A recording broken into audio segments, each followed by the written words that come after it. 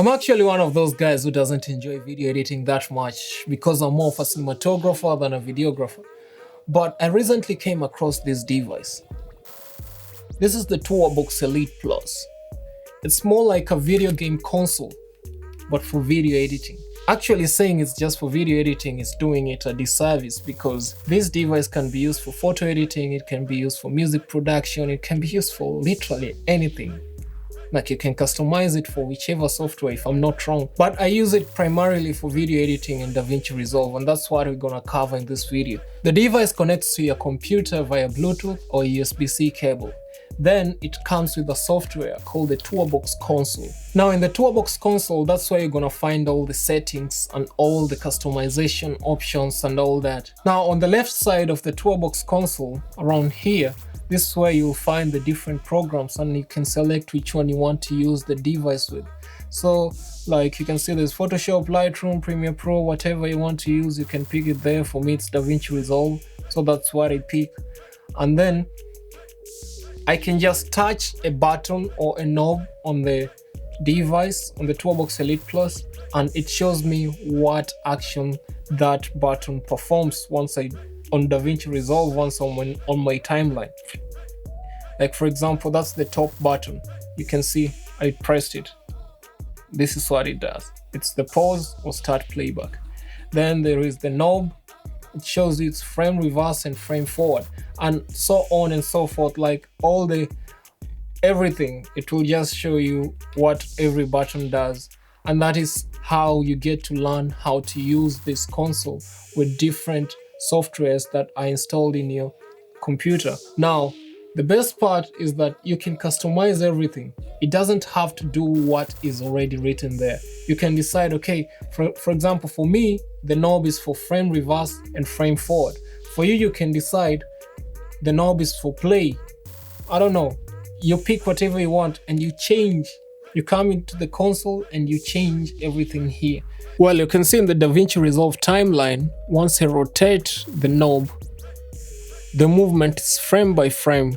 But once I use these two buttons, the right and left button, you can see I move through the cuts, the different cuts. I've got my play button here, I've got my zoom here. Instead of using the mouse to scroll across the timeline, I can just use the dial button here. If I want to split these clips, I can just press the knob and I've got a cut there. If I want to undo that, I'll just click that and it's gone. But then you might think that that's all, but it isn't. You see, like I can have different customizations for the same software. Like for example, for me, this is DaVinci Resolve, but I've got other customizations here for the DaVinci Resolve color page, because in the color page, I use the same buttons that I use in the edit page, but to perform different actions. And in order for me to do that, I've got to make a second customization just for the color page. Now on the color page is where I actually enjoy using this device the most. You can see how I use it here. Like I use these two buttons here to move across the nodes. If I want to play around with red on the offset, I just press here and I rotate the knob. And you can see I either remove red or add red to the footage. If I'm satisfied, I can leave it there. If I'm not, I can just undo. The fact that I can control colors like yellow here, magenta, cyan by pressing here and then just play around with the knob. Blue, can play here around with blue. These are some of the things that I can't perform using my MacBook's keyboard. But this device gives me the possibility to play around with all these settings and gives me the ability to actually enjoy the color grading and color correction process.